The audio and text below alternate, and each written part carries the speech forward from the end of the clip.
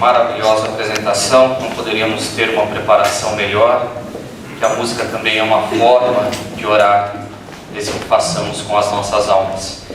E se fosse combinado, não daria tão certo ela tocar essa música, Jesus, Alegria dos Homens, deixando, para que possamos iniciar a nossa palestra. Nós temos o aniversário de 73 anos do Centro e vamos falar hoje de algo importantíssimo em nossas vidas: a importância do culto do Evangelho no lar, para o equilíbrio do lar e dos familiares. Eu coletei 3 trechos que já respondem essa pergunta: como que nós podemos equilibrar os nossos lares, se não da melhor forma, trazendo Jesus para dentro dele, já que ele é a alegria dos homens. Mateus capítulo 18, versículo 20, Jesus diz assim: porque onde estiverem 2 ou 3 reunidos em meu nome, aí estou e no meio deles. Aí nós falamos, mas eu sempre faço uma prece sozinho. Podemos estar sozinhos, encarnados, mas toda vez que levamos os nossos pensamentos a Jesus e a Deus, nós recebemos a companhia lúcida de um Espírito querido que vem nos abraçar. No livro Luz no Lar, Emmanuel diz assim: o culto do Evangelho no lar não é uma inovação, é uma necessidade em toda parte onde o cristianismo lança raízes de aperfeiçoamento e sublimação. O Evangelho no lar não é invenção do Espiritismo. O Evangelho no lar é culto do cristianismo. Como nós vamos ver, Jesus iniciou, através do seu exemplo, na casa de Pedro. No mesmo livro, Luz no Lar, o Espírito Sheila traz a seguinte frase: organizemos o nosso equipamento doméstico do Evangelho. O lar é o coração do organismo social. Em casa começa a nossa missão no mundo, entre as paredes do templo familiar, preparando-nos para a vida com todos. Vem dizer a importância da célula familiar para o organismo social. Nós que criamos a célula familiar estamos preparando os nossos filhos, somos preparados para viver a sociedade. Tem uma frase muito importante, lá na frente nós vamos retornar e falar dela. Para início, vamos voltar um pouquinho. Vamos pegar do Livro dos Espíritos a questão 190, onde Allan Kardec pergunta: qual é o estado da alma em sua primeira encarnação? Resposta dos Espíritos: o estado da infância, na existência corpórea. Sua inteligência apenas desabrocha, ela ensaia para a vida. Todos nós, sem exceção, fomos criados simples e ignorantes. As primeiras encarnações éramos muito mais parecidos com os animais. Nos preocupávamos em comer, nos proteger e procriar. Mas o espírito tem a capacidade de aprender e evoluir, porque recebeu a razão, a consciência, o livre-arbítrio, o aparelho fonador e a capacidade de aprender, de evoluir. E é isso que todos nós vamos buscar.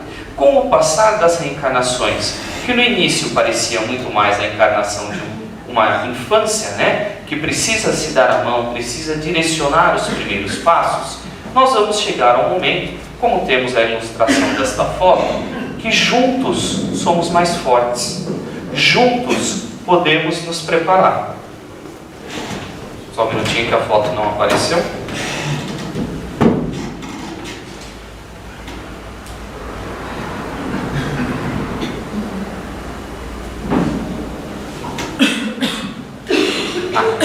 Maravilha.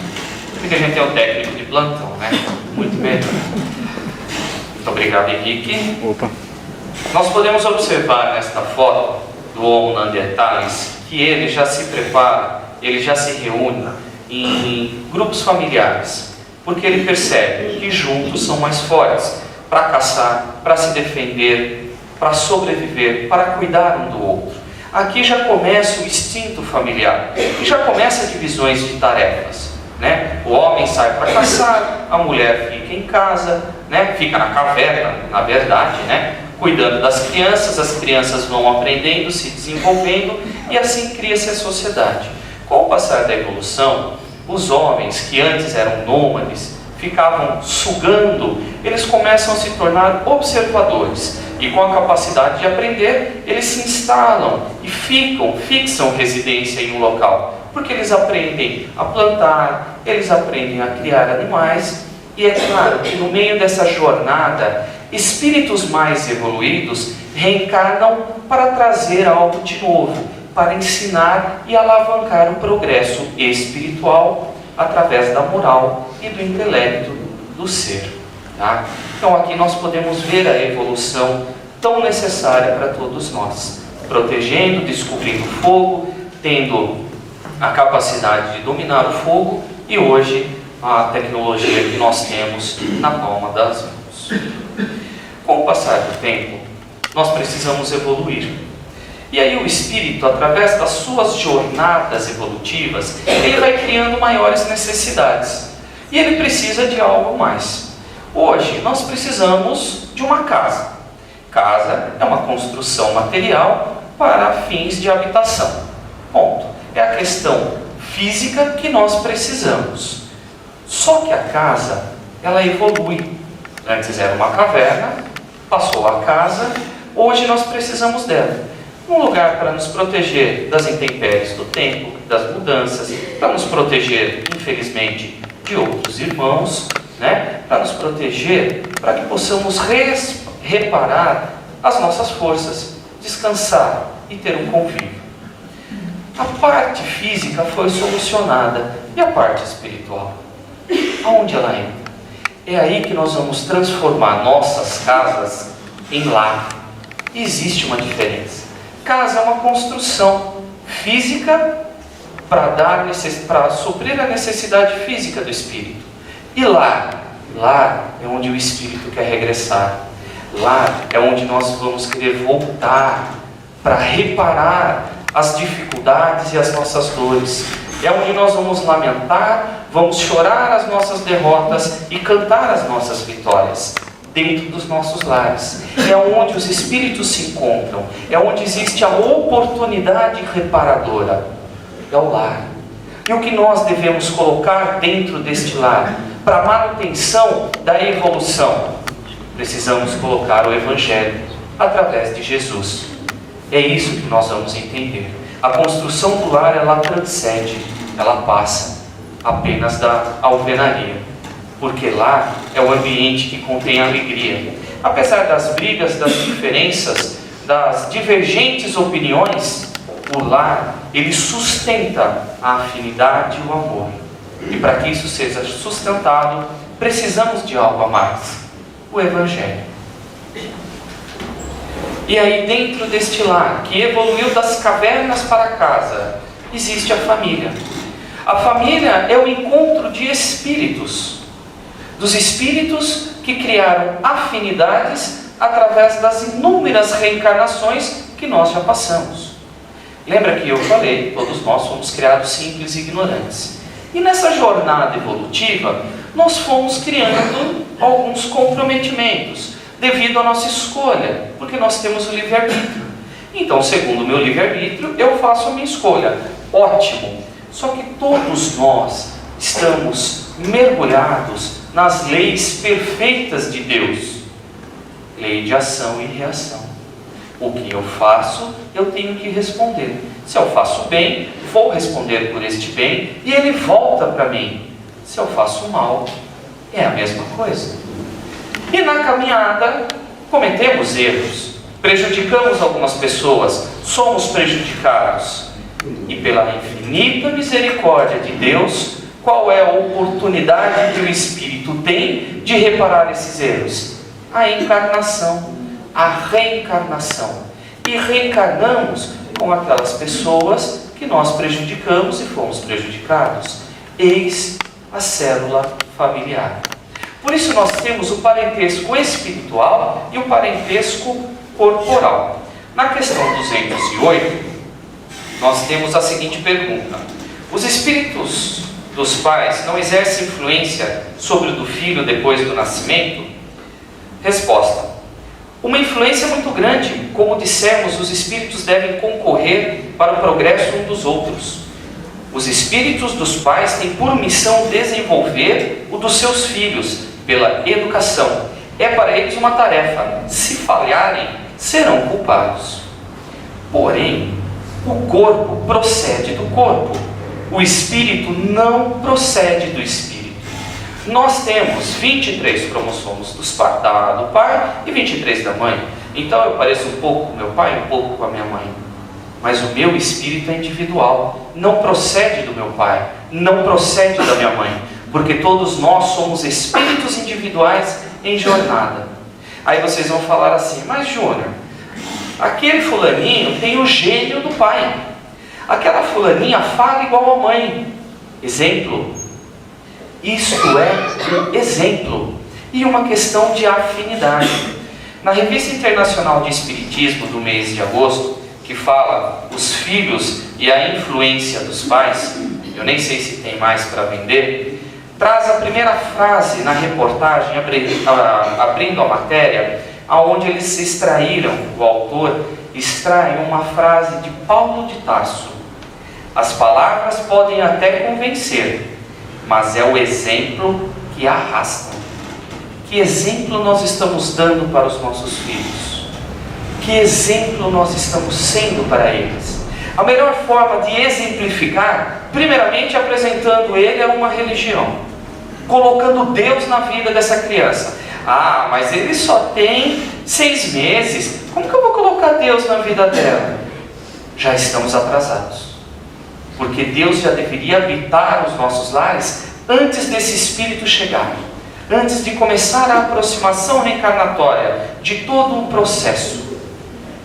Porque as crianças são amáveis, são lindas, mas são espíritos milenares em corpos joviais. E desde cedo, principalmente hoje, a gente começa a acompanhar a demonstração da personalidade, dos gostos. Tem criança de 2, 3 anos que escolhe a própria roupa. Crianças de 5 anos que sabem mexer em celular, tablets e tudo mais. Isso é ótimo, evolução intelectual. Só que não vamos esquecer que o espírito ele evolui de 2 formas: intelectualmente ou moralmente. Se o espírito é extremamente inteligente, é porque está faltando alguma coisa, a moral.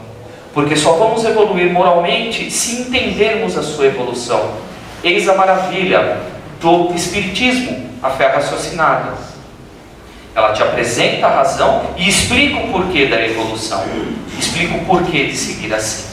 Nesta mesma matéria, tem um trecho maravilhoso, eu não vou ler inteiro, mas ele diz assim: aos pais que acreditam estar educando seus filhos com a matrícula na creche e depois na escola infantil, acompanhando os deveres escolares na sequência do ensino fundamental, um alerta: a escola cabe o papel de coadjuvante na educação do ser imortal e não o papel de essência que compete aos pais. Vejam, eu tenho minha irmã, que é orientadora pedagógica, tenho minha noiva, que é professora da aula para as crianças, e realmente isso é uma verdade. Os pais estão terceirizando a educação dos filhos. Não são os pais que educam, a escola tem essa incumbência. Não, a escola é o mediador, é o facilitador cognitivo. Essa é a função dela, apresentar o mundo.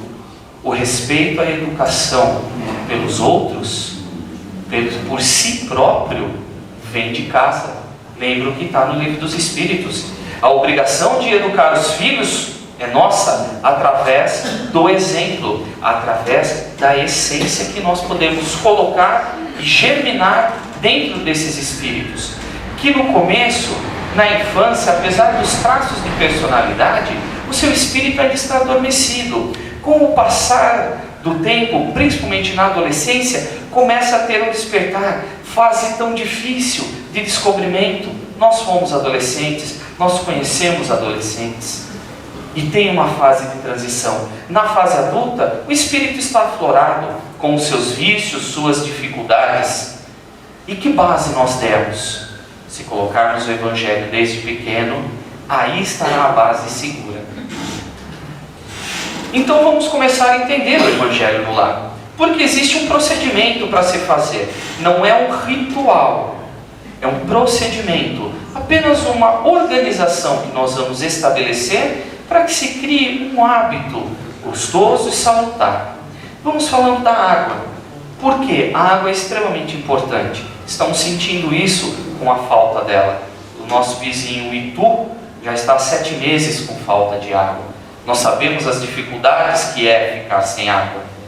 E estamos precisando passar pela dor para entender a necessidade desse bem maravilhoso, né?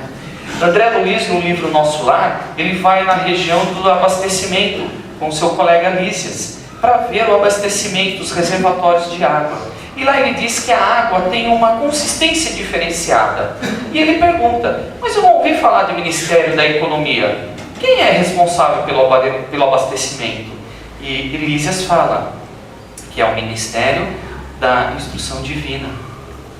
O mais alto ministério do escalão de Nosso Lar é responsável pelo abastecimento da água, pela produção. Leia esse trecho, ou melhor, leia o livro inteiro. Vocês vão adorar esta parte que ele explica a importância da água. E nós vamos trazer a importância dos nossos pensamentos e sentimentos e a função da água no Evangelho no Lar. Ah, se não tiver água eu não posso fazer Evangelho? É claro que pode. Dá para se fazer Evangelho sem água, sem problema nenhum. Mas se a gente pode colocar a água, é um recurso muito rico para todos nós. Esse nosso querido amigo japonês, Masaru Emoto, ele fez uma pesquisa. Mas como essa pesquisa é voltada para o lado religioso, os cientistas chamam ele de pseudocientista, uma falsa ciência. E nós sabemos que não. Vamos lá. Aqui nós temos 2 representações. São 2 moléculas de água. O que esse rapaz faz? Ele pega a água, congela, serra e coloca numa lâmina e traz para a gente a molécula dela. A primeira é da represa Fujiwara, do Japão, antes de ser oferecida uma oração. Vê que ela é toda disforme, né? Ela é toda disforme aqui, ok? Após ser oferecida uma oração, olha como ela se transforma numa joia. Ela cria um formato de acordo com o que foi oferecido a ela. Por quê? Porque a água retém as impressões fluídica, magnética que nós colocamos nela. Tá? Aqui nós temos um experimento que ele fez. Ele pegou papéis, colocou nos copos de água e deixou para que as pessoas lessem, elas visualizassem. Podemos ver aqui a água destilada não tratada. Aqui o papel escrito amor e estima. Olha o poder da palavra obrigado. Olha que joia maravilhosa que foi feito. Toda vez que a pessoa olhava aquele papel, muitas vezes ela só pensava. Pensamento é ação. E modificou a molécula da água, né? Por que nós estamos falando tudo isso? Vamos reparar aqui no cantinho, nós temos um corpo humano. 75% do nosso corpo é água. O que nós estamos pensando? O que nós estamos vibrando? Nós estamos transformando as nossas moléculas. O que nós estamos fazendo com a água dentro do nosso corpo? Segundo a Organização Mundial da Saúde, segundo os cálculos, em média o ser humano deve ingerir 2 litros de água. Um pouco mais, um pouco menos, de acordo com o clima e tudo mais. Beber água é extremamente importante. O fato de pegar o copo e agradecer aquele líquido já transforma aquela água em algo tão salutar. Mas é tão mecânico, né? Estamos conversando, pegamos a água e bebemos, não tem problema. Desde que possamos sempre oferecer um pensamento de agradecimento por essa substância tão salutar em nossas vidas. O Evangelho. O primeiro Evangelho no lar aconteceu na casa de Pedro, quando Jesus estava com os apóstolos na casa de Pedro. E Jesus, vendo que a conversação não estava seguindo por um rumo correto, pegou as Escrituras, chamou Pedro e os apóstolos e começou a ler as Escrituras e fazer alguns comentários. Eu vou indicar para vocês este livro, Jesus no Lar. A Federação Espírita Brasileira é que publicou, do Espírito Nélio Lúcio, psicografia de Chico Xavier. Nós temos aqui, ele está com outra capinha, ele está amarelo, com o desenho de Jesus, é o mesmo livro com as mesmas histórias. Porque Jesus aqui, ele diz algo maravilhoso e extremamente importante, que nós vamos conseguir entender se repararmos na frase da reencarnação. Jesus diz assim, tem toda a história, mas eu prefiro que vocês leiam a história do primeiro evangelho no lar. E Jesus diz assim, a paz do mundo começa sob as telhas a que nos acolhemos. Se não aprendemos a viver em paz entre quatro paredes, como aguardar a harmonia das nações? Jesus é um Espírito perfeito, governador planetário, que habitou o planeta para nos trazer a instrução do Evangelho e falar da realidade do progresso espiritual. Naquela época, falou, a paz do mundo começa sobre a telha de vossas casas.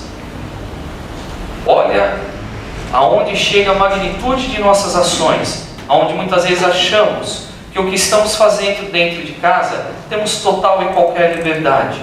Estamos esquecendo da responsabilidade, do convívio social, da criação espiritual que nós estamos tendo dentro do nosso lar. Jesus fez o Evangelho no lar. Por isso que não é uma inovação, como o Emmanuel disse. Jesus fez o exemplo, como é cobrado, e Paulo fala através da frase. A palavra até convence, mas é o exemplo que arrasta. É isso que os nossos filhos, é isso que as pessoas que moram com a gente vão seguir, os nossos exemplos, porque somos observados por isso.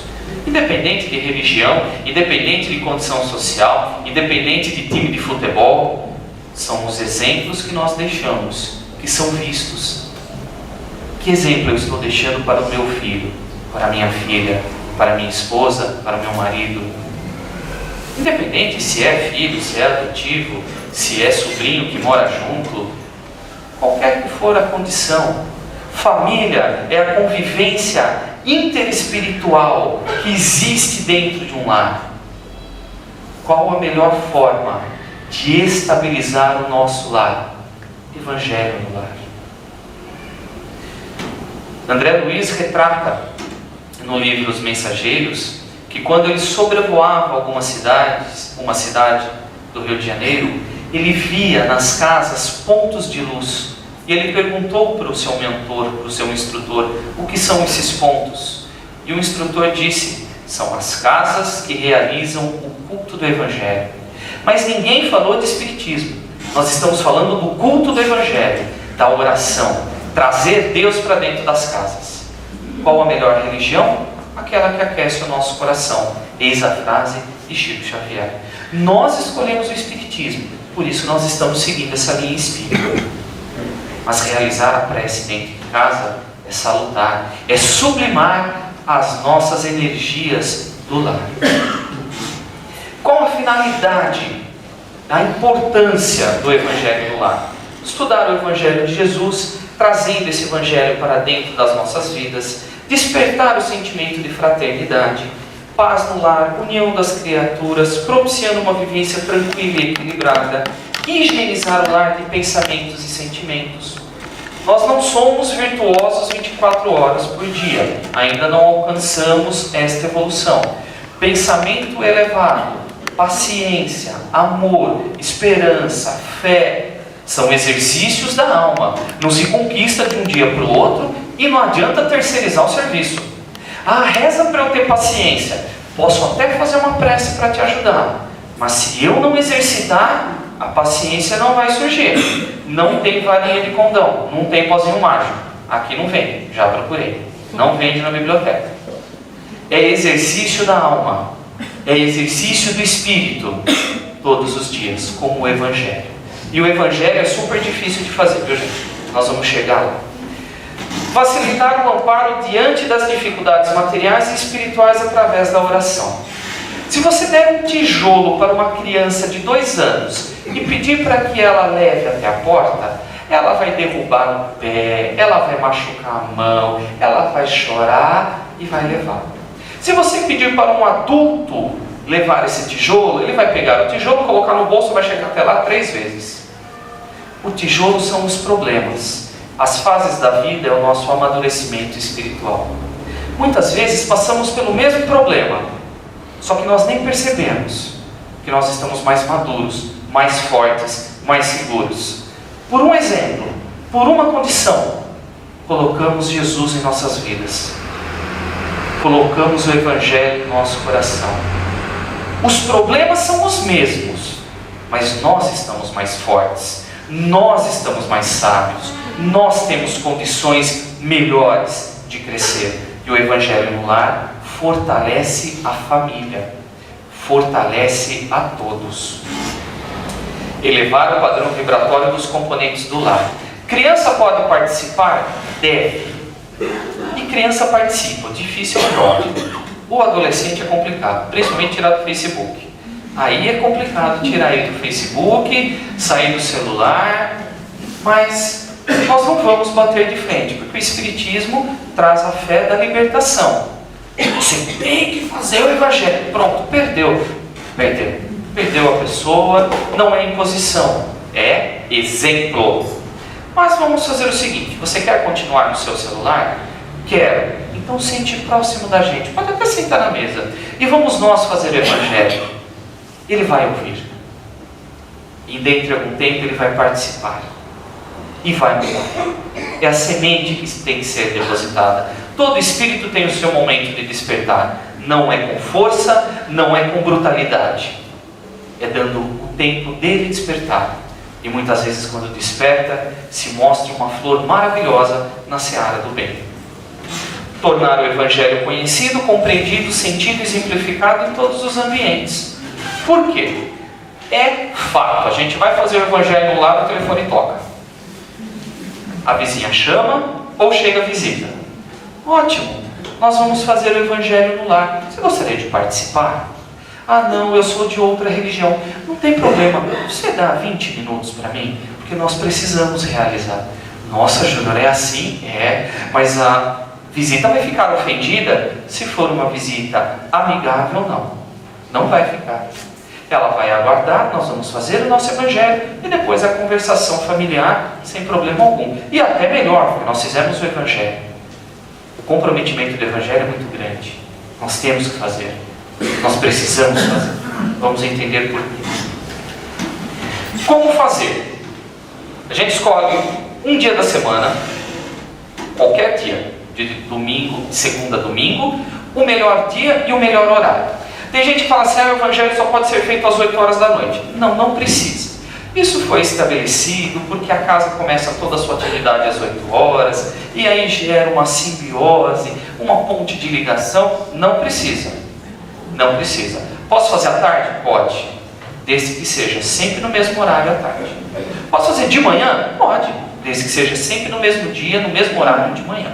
Tá? Por quê? O plano espiritual vai deslocar uma equipe espiritual, uma equipe formada por espíritos, o número varia, e essa equipe vai até a nossa casa.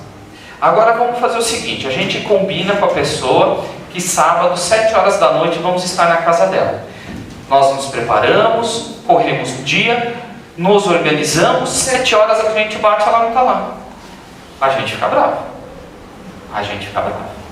Os espíritos ficam bravos? É claro que não.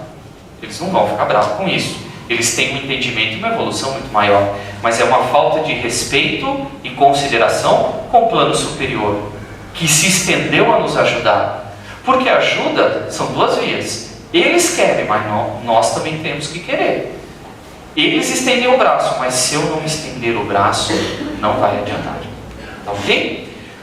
Pode ser com a presença de criança, pode ser com a presença de amigos, não tem problema. Desde que no Evangelho não se deturpe. Existe um roteirinho que nós vamos ver, mas nós não podemos nos perder na hora do Evangelho.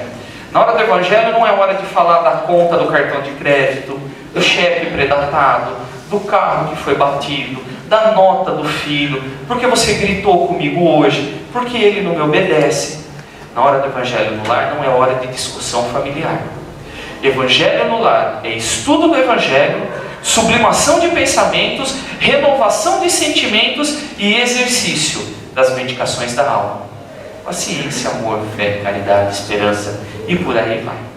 Então, no momento do Evangelho, nós não vamos discutir problema financeiro, conta no vermelho, carro batido, ou compra de casa. Não.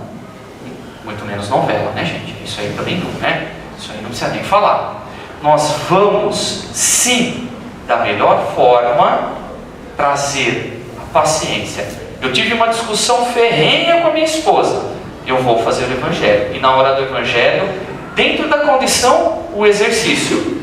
Nós não vamos discutir. Nós vamos trazer Jesus, vamos trazer o ensinamento para os nossos corações. Vamos escolher um local da casa. Pode ser a sala, pode ser a cozinha, pode ser qualquer cômodo, mas desde que seja confortável e, possamos fazer. Posso fazer sozinho? Deve. O que Jesus disse? Quando estiver 2 ou 3 lá, eu estarei. Se eu estou sozinho fisicamente, espiritualmente, quando eu vou fazer o Evangelho no lar, o meu mentor já está próximo. São 2. A equipe espiritual vai chegar. Passou de 10. Não estou sozinho. Nós nunca estamos sozinhos. Nós nos sentimos assim, mas nunca nós estamos sozinhos. O amparo não falta. Deus é Pai de misericórdia. É que nós escurecemos o nosso coração e deixamos de enxergar, mas sozinho nós não estamos. Posso fazer? Posso fazer. Ah, mas e se na minha família ninguém quiser fazer? Eu faço sozinho. Eu vou falar, pessoal, eu vou pedir licença, eu vou até o quarto, eu vou até a cozinha, eu vou fazer o Evangelho e daqui a pouco eu volto. Em pouco tempo, ou em muito tempo, ou nunca, eles vão querer fazer. Mas você tem que fazer. Nós temos que fazer a nossa parte. Porque é semente de Jesus, é a semente do Evangelho sendo plantada.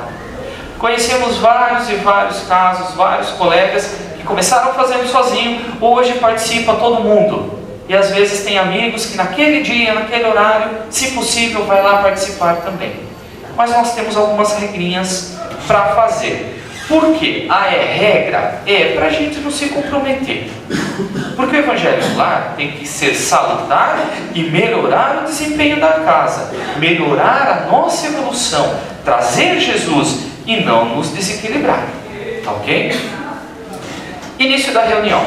Nós vamos fazer uma prece. Qual prece? Qualquer uma. Prece é uma conversa com Deus. Podemos começar agradecendo, porque a prece a gente pode rogar, louvar, agradecer, pedir. Então nós vamos pedir, vamos agradecer, Vamos agradecer a Deus a oportunidade, o nosso trabalho, o dia que transcorreu, as nossas vidas, a nossa família, o alimento que nunca nos faltou, o nosso corpo físico, agradecer a nossa saúde. Uma prece breve. Depois nós vamos pegar o Evangelho. Pegamos o Evangelho. Aí nós vamos pegar e fazer da seguinte forma: ou eu abro aleatoriamente e leio, ou eu faço uma sequência. Desde o capítulo 1, ou desde o início, eu vou lendo trechos pequenos.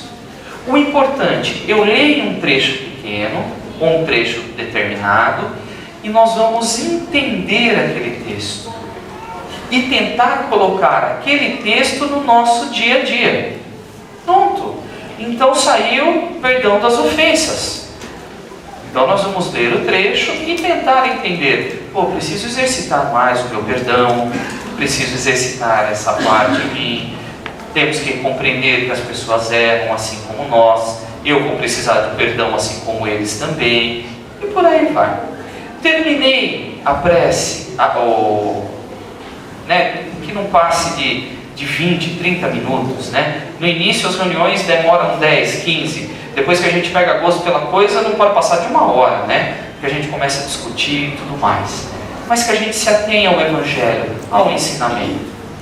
Aí, para encerrar, eu faço uma prece final, pedindo a Deus que proteja os nossos lares, que proteja os nossos familiares, os nossos amigos, que nos auxilie, que nos traga a bênção para o nosso trabalho.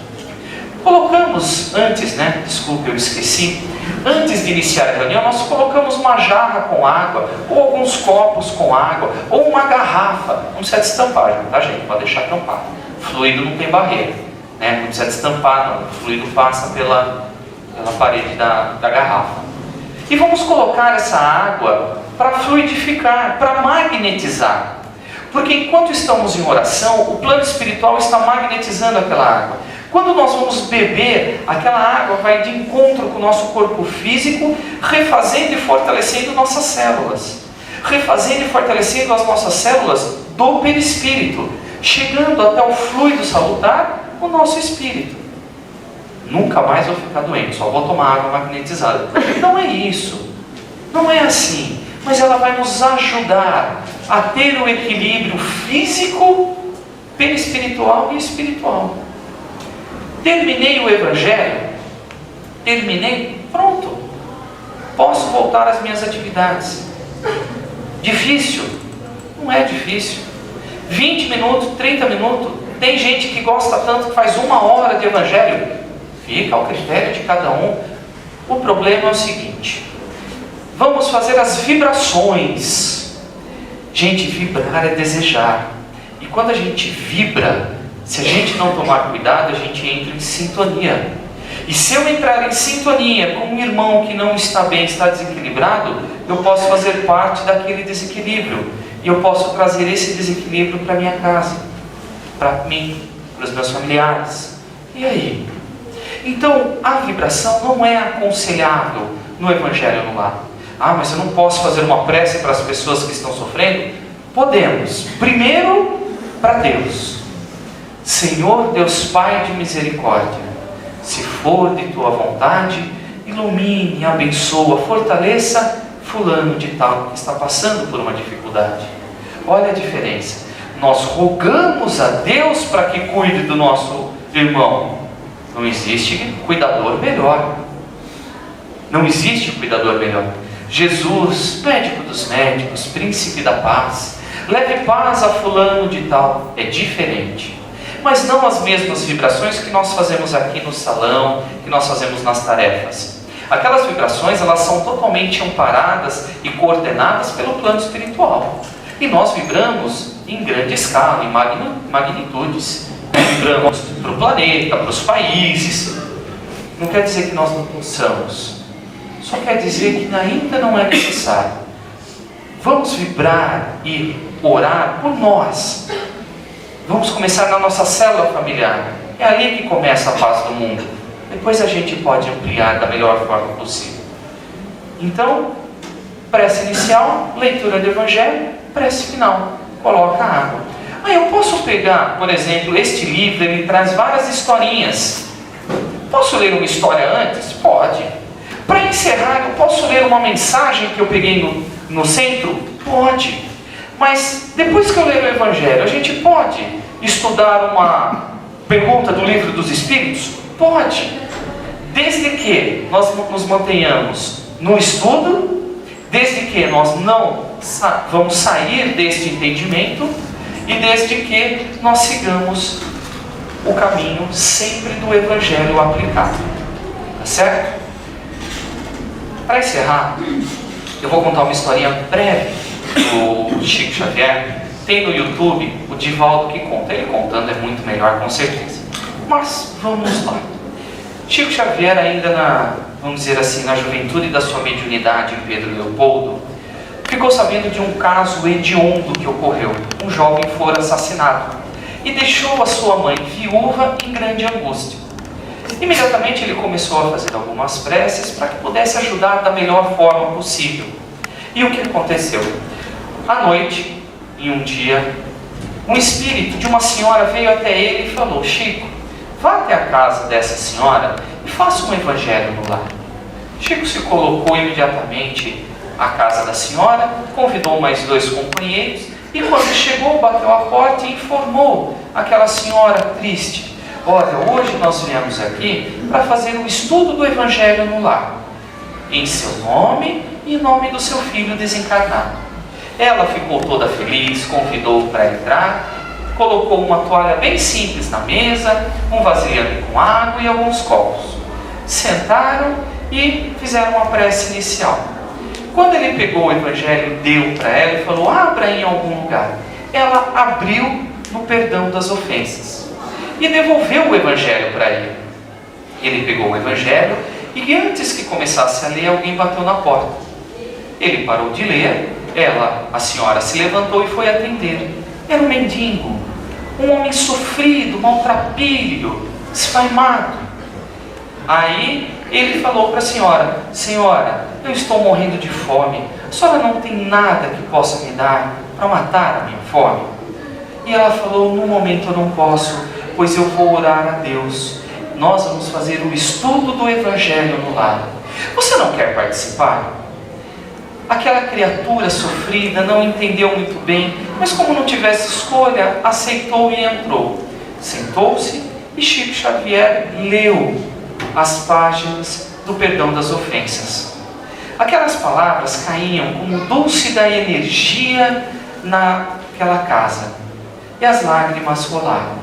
Quando terminou, ele fez a interpretação do tema e passou a palavra à senhora, que disse que naquele instante ela agradecia a Deus o seu sofrimento, que ela agradecia o que estava passando e que ela perdoava o assassino de seu filho, que ela imaginava a dor e o sofrimento que ele iria suportar no futuro, mas que ela não guardava nenhum rancor, e que sim, naquele instante lhe escapava o motivo daquele acontecimento.